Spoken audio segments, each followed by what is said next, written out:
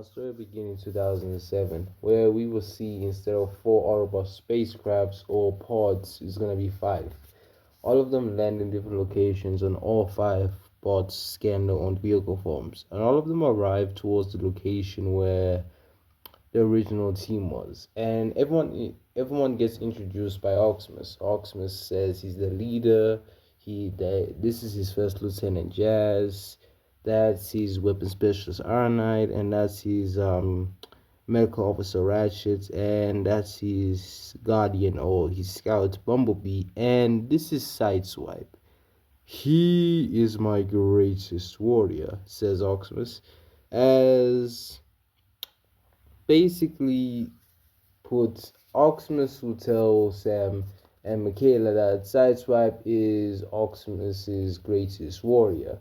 And the rest of the movie will play out the same until the very end.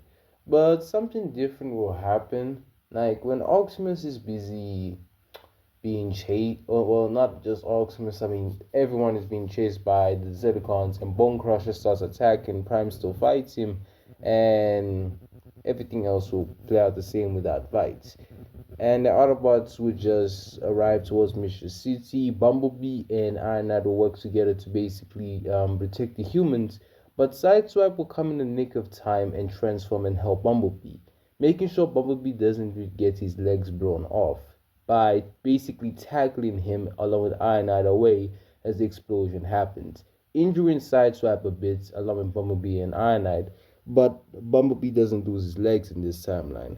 And B looks at him and says in his radio voice, "Thanks, bro." Sasso's like, "Don't mention it." As Jazz and Ratchet basically rush towards Brawl, and they start fighting him, and Jazz will do the same tactic as he did in Canon, and the other Autobots will come towards them and work together. Now, since Bumblebee is not damaged and is actually better than he was and has his legs, all the Autobots will actually decide to go all out with their firepower, working together to basically take down Brawl. Brawl will be overwhelmed as he managed to lose to like Bumblebee and the humans. So if all five Autobots plus the humans are helping out, I would say they kill Brawl earlier than they did in the original timeline. Huh. But it's not really a easy victory, as we will see Blackout along with Starscream and Barricade. I'm gonna add Barricade earlier because, well, it's gonna be I'm gonna say tough. Let me just say it's gonna be a bit tough. Blackout, Blackout, Starscream, and who's this? Barricade all come towards the Autobots, and Blackout takes out Scorponaut, and Scorponaut drills or digs under the road like he does when he goes insane. I don't know why he never took out Scorponaut, but whatever the reason was, it doesn't matter. Now the Autobots will work together to basically fight all of them. Jazz and Sideswipe basically jump. Who's this? Bone. No. I was gonna say Bone Crusher for a second. No, they jump Scorponok, yes. Both of them work together to basically kill Scorponok quickly and swiftly, while Bumblebee fights Barricade and easily wins, and in this timeline kills him. And Iron Knight and Ratchet are busy fighting Starscream and Blackout. Iron Knight's fighting Blackout while Ratchet's busy fighting Starscream, and he's getting overwhelmed. The other Autobots coming to help him, but Megatron will still arrive. Jazz still goes into a fight him like he did in Canon, but it gets shot away. Iron Knight is still busy fighting who's this? Blackout. And Ratchet and Bumblebee are working together to fight and hold off Starscream. Now Sideswipe quickly rushes in and basically slices Megatron on his legs and makes him fall on one knee and grabs Jazz away. Jazz tells him to just get the hell up out of here, but Sideswipe says, "We don't leave bots behind," as he quickly rushes back to basically fight off Megatron. Just like, "Idiot, you're gonna get yourself killed." Jazz quickly transforms and rushes in to help out Sideswipe. Now Sideswipe basically tries to stab Megatron through his spark chamber by jumping and going in for a straight dive kill or one shot, you can say.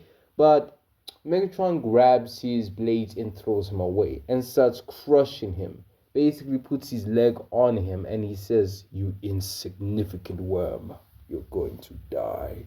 But Jazz quickly transforms and tackles Megatron from the back. Megatron gets up and punches Jazz away, and he starts fighting Jazz and Sideswipe, who are trying their best to evacuate the humans instead of focusing on the fight, which makes it easier for Megatron to overwhelm them. Now, Megatron grabs both of them from the neck and lifts them up, saying, "Ha, two birds with one stone. How ironic." As he's about to kill them, Optimus would arrive and basically trip Megatron.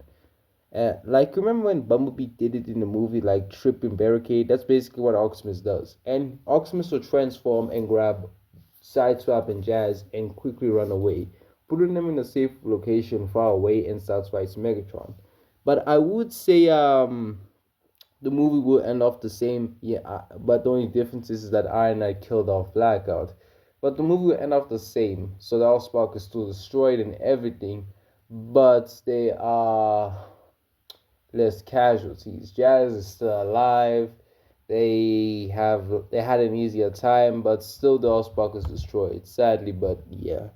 Now we would actually cut to Revenge of the Fallen. Revenge of the Fallen will be a bit interesting.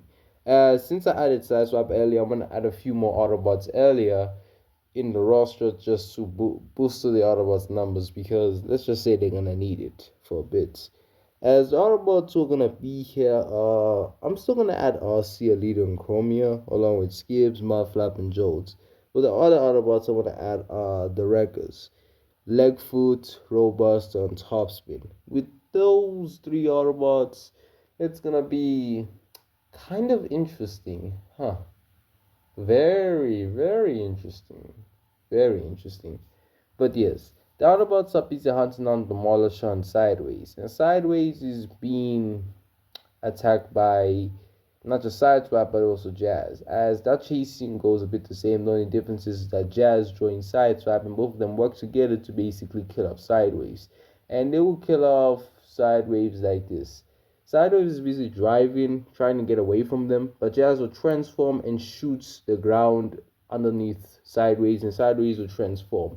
And Sideswipe, being on top of a roof, would jump and quickly cut Sideways in half, killing him.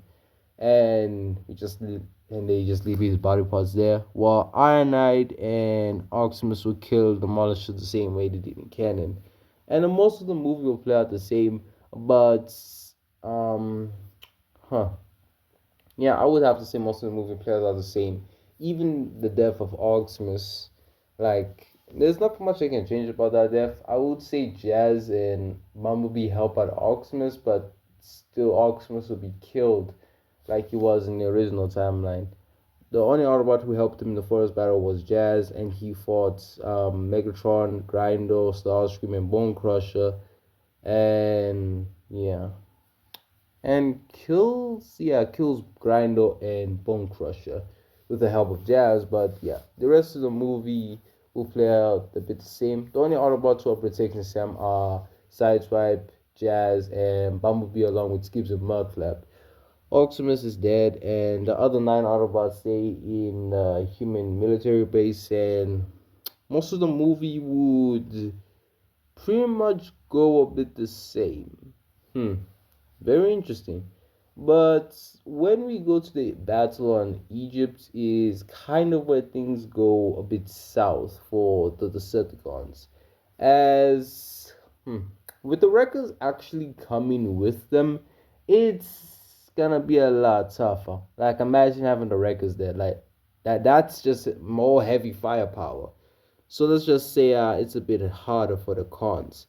But Iron Knight and along with RC and Alita and Chromio go together to basically find Sam like they did in the movie. And Sideswipe, Bumblebee, Jazz, along with Skips and Mudflap are doing their own thing. Skips and Mudflap are doing their own thing with Leo and Agent Simmons. And Jazz, Bumblebee, and Sideswipe are working together to kill the Decepticons from the back. So just to help out the other Autobots. Now, the scene where Alita 1 is about to be shot by a Decepticon, she's saved by Sideswipe, who quickly grabs her and moves her away from the shots, and Jazz quickly comes from the back and shoots the Decepticon that shot her, killing it immediately. Oh, him immediately. And Bumblebee will come in to also help out, helping out Ironide, Chromia, and RC. And all of them will work together to basically kill off all the Decepticons, but Starscream will quickly leave, realizing he doesn't really stand a chance.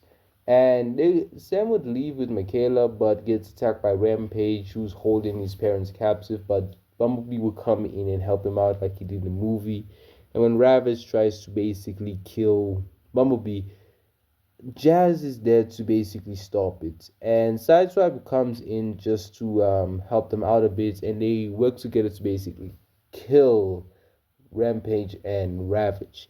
And the other Autobots thank Bumblebee, Sideswipe, and Jazz for helping them, and they're like, no problem, no problem. As all the Autobots quickly run in the battlefield and start attacking the Decepticons just to give them the opening to run. And the scene where the jets or the military jets coming to basically kill the Decepticons goes the same. And hmm, most of the hmm, most of that scene plays out the same. Sam will still be killed and gets revived, and then he revives Optimus. And the Fallen comes in, grabs the Matrix, and leaves. Jetfire sacrifices himself, and Jolt basically fuses with Optimus. Prime goes in, kills the Fallen, and pretty much the movie plays kind of the same. Only difference is I'm gonna say is that the Decepticons are gonna have a lot of trouble. But I would have to end off this part right now. I'm sorry I have to end it early, but I'm a bit busy, so I'll see you guys later. Peace.